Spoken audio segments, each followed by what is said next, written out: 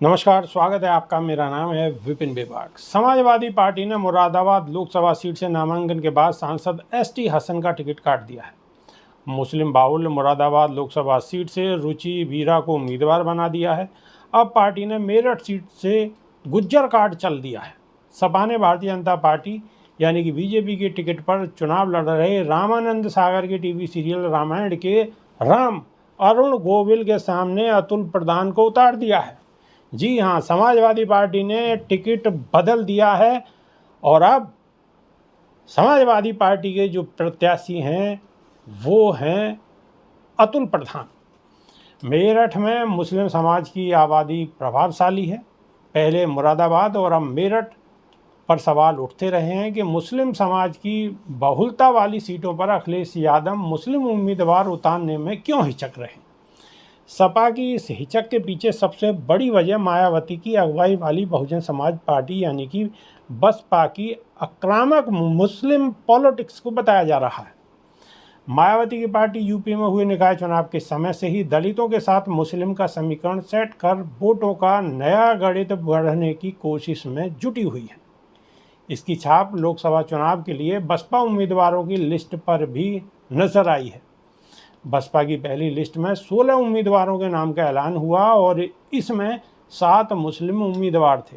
अब अगर मुस्लिम बाहुल्य सीट पर बसपा के मुस्लिम उम्मीदवार के सामने सपा भी इसी वर्ग के उम्मीदवार उतारे तो एक खतरा वोट के बंटवारे का भी है। सपा नेताओं को लगता है कि बसपा के मुस्लिम कैंडिडेट के सामने अखिलेश ने भी इसी समाज से उम्मीदवार उतार दिया है तो इसका फ़ायदा कहीं बीजेपी को न मिल जाए। बसपा ने मुरादाबाद सीट से इरफान सैफी को मैदान में उतारा है। इसे इस तरह से भी समझ सकते हैं कि सैफी अगर कुछ मुस्लिम वोट बसपा के बाले में ला पाते हैं तो उस नुकसान की भरपाई के लिए सपा को अपने कोर वोटर से हटकर एक बफर वोटर बैंक की जरूरत होगी। मुरादाबाद में रुचि वीरा की उम्मीदवारी उसी बफर वोट की तलाश से जुटी बताई जा रही है। सपा के लिए एक चिंता वोटों के ध्रुवीकरण की भी है। बीजेपी ने मेरठ सीट से टीवी के राम यानी कि अरुण गोविल को टिकट दिया है। मेरठ ऐसी सीट है जहां करीब 23% मुस्लिम वोटर हैं। इस सीट से 2019 में बीजेपी के राजेंद्र अग्रवाल के सामने सपा बसपा गठबंधन ने हाजी मोहम्मद याकूब को उम्मीदवार बनाया था।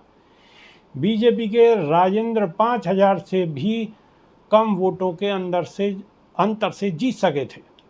अयोध्या में राम मंदिर निर्माण और उसमें रामलला के विराजमान होने के बाद हो रहे इन चुनावों में जब बीजेपी ने टीवी के राम को उतारा है और विपक्ष को पेशोपेश की स्थिति में डाल दिया है, राम मंदिर और टीवी के राम के सहारे अपनी चुनावी नैया पार कराने की जुगत में जुटी बीजेपी की रणनीति भांप सपा ने भी अपनी रणनीति बदल ली है।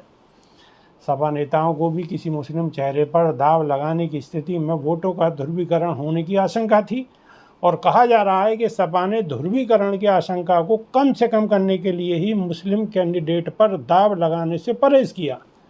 सपा को लगता है कि यादव और मुस्लिम उसके वोटर हैं। इसके अलावा किसी तीसरी जाति से उम्मीदवार उतार दिया जाए तो प्रभावशाली जीत हो की संभावना बढ़ सकती है। यही वजह भी ये रही है कि सपा ने मेरठ हापुड़ सीट से गुज्जर समाज से आने वाले अतुल प्रधान के रूप में एक पिछड़ा चेहरा उतार दिया है। मेरठ लोकसभा सीट की बात करें तो यहाँ 6 लाख के करीब मुस्लिम वोटर हैं। वैश्य समाज के करीब 2.5 लाख, 1.5 लाख के करीब ब्राह्मण और लगभग 1 लाख जाट वोटर हैं।